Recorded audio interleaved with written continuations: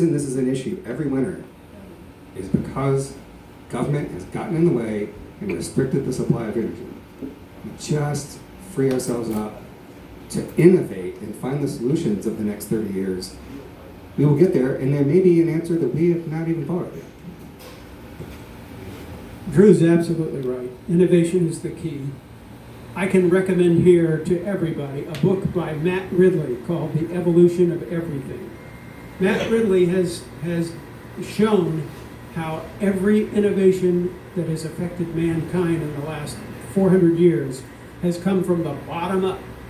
It's not imposed from the top down. That's what government does. It imposes from the top down, but true innovation comes from the bottom up. And we have to figure out a way to unleash the power of innovation in our culture once again. Government has gotten too big. It's now dominating our lives. We've got to figure out a way to get rid of it. So, in terms of our political leaders, we see a number of them, and especially in your committee, Michael and Doug, advocating for policies that would explicitly and dramatically raise energy prices. However, when we see price spikes like we did in last summer for gas, and more recently for electricity and for heating, these same folks try to demonize folks for causing these price increases, despite the fact that if their policies took effect, these would be the normal prices, not a price hike. So how do we do a better job of connecting the public, and even these elected officials, to this inconsistency, intellectual inconsistency that they're offering? It's more than intellectual inconsistency. It's a willingness to essentially tell lies. They're not being truthful. Not only are they not being truthful with you and me, they're not being truthful to themselves. The interesting thing about intelligent people is that intelligent people can resist other people's biases, but the more intelligent you are, the more susceptible you become to your own biases. And the folks who have decided that the Green Revolution is the savior of our world are deluding themselves. And when they do that, they lie to the rest of us. And it's a problem I don't know how to solve. I wish I did, but I don't have an answer except that we, people like myself and Doug, and the other members of my committee, we're just going to keep on telling the truth and hope that the message gets out there. What's that old saying from the X-Files? The truth is out there. I have to say that as an example, what we have to deal with, when we have a public testimony and people come in, first of all, we could use some help, because I know we work, but we see a lot more people come into our committee meetings to support the other side. You know, sometimes it's 6 to 1, 10 to 1, and they even go online. I mean, from all over the country, they can call in and say, we want what the Democrats want, and it's 194 and 2 against. You know, we need help in that respect. But one thing that frustrates me a lot is the attitude. You come into a public testimony, it's almost like you're not engaging in a fair fight, because their very words out of their mouth always is, well, of course you know that we have climate change, and of course we're trying to fix it because of these nasty fossil fuels. Of course, of course, of course.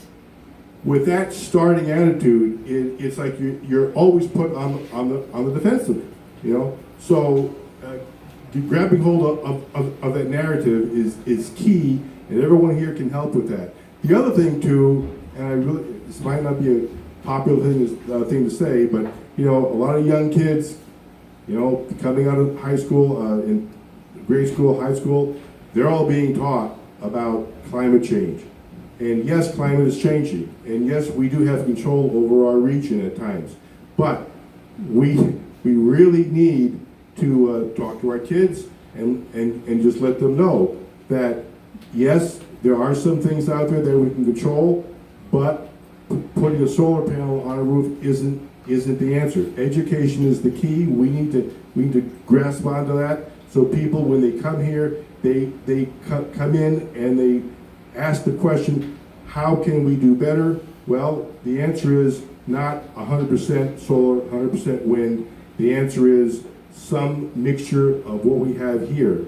So that's how we can help us out in our legislation, because they always use those numbers against us, as you know. And you know, it's just frustrating. You know, so we're kind of like in the forefront of like the kid with the thumb of the dike, you know. And we just need you guys start electing good people around the state that know that, you know, the solar, the renewable energy is not the panacea, but they know that a more sensible approach to get ourselves whole that we're digging ourselves into. They want to save the whales, unless the whales get in the way of building their offshore wind turbines. Then, so long whales, we'll see you. Yeah, so at the Josiah Bartlett Center for Public Policy, our answer to a lot of these questions is data. We testify in committee hearings and write a lot of publications, and we just do the research. I mean, when you go into an argument with somebody on the other side, the best way to win the argument is to be prepared with data and facts and show that some of the stuff they're talking about, not all of it, but some of the stuff they're talking about is pie in the sky and just doesn't work. And so we do that all the time. We're showing numbers, and you can, if you have the numbers and you have the data, then you can show that some of the stuff that they're advocating is maybe a little bit hypocritical. You know, for example, if your number one goal is to reduce greenhouse gas emissions, and you're not supporting nuclear, then reducing greenhouse gas emissions is not your number one goal. Your number one goal is promoting wind and solar. But that's not the same as reducing greenhouse gas emissions. So you can use data to fight back, and then I like to use metaphors and, you know, again, sort of poke holes in their arguments. So, you know, you've got a lot of Greens who say we need more wind, we're going to build all these wind farms, and the whales is a perfect example. We build all these wind farms, and even if they kill whales. And again, if you just do the math on the wind farms out offshore, right? So how many megawatts of electricity are you going to get from these windmills? How inefficient is that going to be when you have to build a mile-long transmission line, right? And so you just do the math, and then you find out that it's very inefficient. So, okay, well, if you want to have an energy source off the coast, well, just take some jumper cables and hook them up to a nuclear sub, and you've doubled the energy production in New Hampshire. You know, I mean, the Greens are the people who say we have to kill fossil fuels are the exact same people, and I mean, and often literally the exact same people who show up in committee hearings in Concord, who were picketing and protesting the second nuclear reactor at Seabrook. So New Hampshire gets 59% of its generated power from Seabrook on one nuclear reactor. We had the chance to double that. We wouldn't need natural gas in New Hampshire. If we had that other reactor, we need a little bit. It was the Greens who killed the reactor, for crying out loud. So I just get so tired of the hypocrisy. Most people don't remember that Jean Jeanine was out there protesting the second reactor at Seabrook. And now she's in the Senate saying how we have to have all this green power and get rid of fossil fuels, and she attacks big oil. Well, sorry, lady. You lied to their bottom line by preventing us from building that second nuclear reactor. So having the data, having the receipts, is a great way to win these arguments, even when they have all the good sounding rhetoric about how nice they are because they want to save the planet. I got to say one thing. About 3 or 4 years ago, our committee chairman, when the Democrats were in charge, was the chief litigator against Seabrook in his younger years. That we need to get those people out of office, he retired, but still, people like him get out of office and put people in there that know how to get this thing done. It's like the school choice, right? Like, how many times do you have to see somebody arguing against school choice who sent their kid to private school?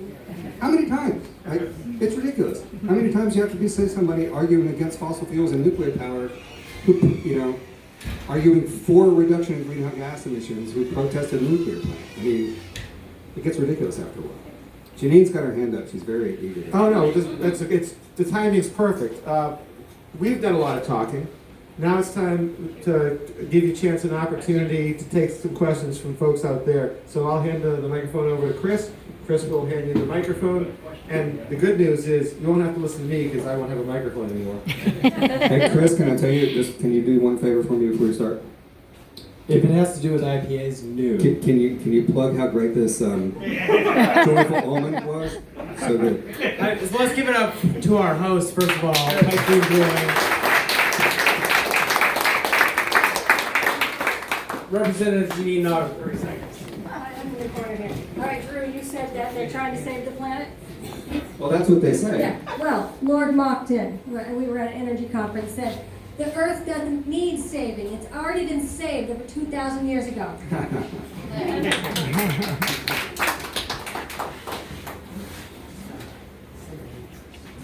Hi, Clarence Gardner from Ware. If it were the case that tomorrow some company came into New Hampshire and said, we've got the ultimate green energy, namely small nuclear reactors, and we somehow got our education and got people over their fears, would the federal government come in and stomp on us, or are they ready for that? Well, I think I'll let you guys take the more technical stuff, but part of the reason we don't have small nuclear, not the whole, but part of the reason is federal regulations on nuclear power plants were designed for the old, big, giant nuclear power plants. And so the regulations went into place to basically say, and I'm oversimplifying a bit, but it's mostly true. Like, the regulations basically say, okay, you got to build all nuclear power plants like this, because this is how we know how to build a nuclear power plant. And that curtailed a lot of the innovation that would otherwise have happened to give us, you know, small modular nuclear power. The federal government's gotten a little bit wiser now, but so I don't know though. You guys might have more detail than that. Well, Drew talked about nuclear. I'd like to talk about, there is a technology that is in New Hampshire. It is up north. I can't say too much about it, but it can generate some electricity with a new way of developing hydrogen power. Bureaucracy is keeping them, or will be keeping them, from generating more than 1 megawatt, because it takes years to go through the process to just get certified. So I see that as a problem for any new technology that would come into the state. By the time they got certified to generate, it could be 2-3 years down the line. So it wouldn't be an instant on. One of the roadblocks to new energy development in New Hampshire has been a government agency called the Site Evaluation Committee. And we need to reform how that committee does business. Right now, it's one of the slowest, least efficient arms of government that are in existence today. I've submitted legislation to reform the Site Evaluation Committee, and I'm going to work hard to try to get that done. If we can make the site evaluation process run a little more smoothly, maybe we can get these projects approved in a more timely fashion so that they can come to market and bring us the power that we all want and need. I'll just give you, my thought on that is that the number one obstacle wouldn't be the federal government, that'd be an obstacle, but the number one obstacle would be neighbors. Neighbors. So this happened. This is happening right now in Maine. Right now. So what do Greens want to do with your internal combustion engine? They want to kill it, destroy it. You should have electric vehicles. What do electric vehicles run on? Lithium. How do you get lithium? Strip mining. You gotta dig a mine. Where is the biggest deposit of lithium ever found in the world? Maine. The Greens in Maine outlawed strip mining. So now in Maine, they're stuck between legalizing strip mining and getting green vehicles, or getting green vehicles, or not having green vehicles and keeping the ban on strip. It's the NIMBYs that are going to be the problem. Alright, we are very out of time, so we're going to do a lightning round. We'll have 2 last questions. Hi, my name is Julia. I'm from Manchester. I heard one action item, and that is to show up to committee meetings and advocate for nuclear. Not all of us can take off in the middle of the day and attend committee meetings. Have we thought about maybe also putting together like short data blurbs like you're talking about? I haven't looked into it for sure, but I'm pretty confident that more people have died and been severely injured in building and maintaining wind turbines than they have in nuclear throughout the history of the United States. So I think blurbs like that, also talking about how many pounds of hydrocarbon oils are used in lubricating the machinery inside wind turbines. It uses hydrocarbons. How much hydrocarbons are used in wind turbines. Little fact tidbits like that I think could go a long way in like a social media campaign or little blurbs that we can send out and educate other people on might be useful. I agree, and I would point you to jbartlett.org, the Josiah Bartlett Center. We have quite a bit of energy work on there that you can pull some stuff from. Kite and Key Media, if you don't know Kite and Key Media, after Ben Franklin and Kite, they do this exact thing. They're really masterful at it, doing little videos to explain things. They've done some energy work, and then just Google, because there's a lot of data out there that'll give you these numbers. Nuclear is by far the safest power source. It's killed fewer people than all the other ones, but yet we're afraid of it. One last one. Hey, I'm Jeff from Manchester. Someone up there mentioned pipelines. I'm wondering if you can disabuse me of the idea that we're paying like 5 times more for natural gas than if we had a pipeline going from Pennsylvania Sorry, can't to do New that. York. No, can't do that. It might not be 5 times more, but it's more. Yeah, much more, and New York has banned those pipelines coming across there, so they're not gonna be coming into this area. Correct, but Cuomo's out of office, and now we have a new governor, and she doesn't have as much of a blue-red kind of positive Democratic lean in the state legislature there. I like your ability optimism. to lobby New York to allow the building of this pipeline. I understand that you're saying there's kind of a bottleneck with how small our pipelines are here, but it seems like, Got the same problem in Mass. If I might add, well, New England, you get together and go, let's just get it to Connecticut at least. if I might add, the natural gas we're using right now in the state of New Hampshire is actually coming from Trinidad and Tobago. Because the all six states in New England have sent a waiver in to remove the Jones Act so we can have the natural gas shipped up from Texas, Louisiana up here. But it's sitting on Biden's desk and they refuse Let's stop to. shipping it. Get it from the Marcellus Shale. Get it from like the cheapest source in the New country. York and Pennsylvania and Connecticut won't be able to do that. They blocked the black pipelines. Well, has anyone considered? I'm sorry, but like lobbying New York is a Oh, yeah. possibility. They've been doing it for years. All right, everyone. I want to say thanks to everyone. Particularly, I would give a round of applause for our panel here. You guys have been great. We love putting these things together. If there are areas, topics that you feel as though could use more information, just a background to help you understand a public policy issue, we'd love to hear from you. We do have some food you can take home up front. Please do, or maybe it's back there. I'm not sure where it is. There's some food around here. There's some bread shell boxes. Feel free to take some home with you. And just want to say thank you, and thank you to the folks at Pipe Dream, a good Londonderry business. Doug didn't give him a plug, but it's only because they already know that he loves them. So thanks everybody. I appreciate you coming out. So there you have it. We just finished watching the discussion about energy in New Hampshire. This event is put on by the American for Prosperity in New Hampshire at the Pipe Dream Brewing.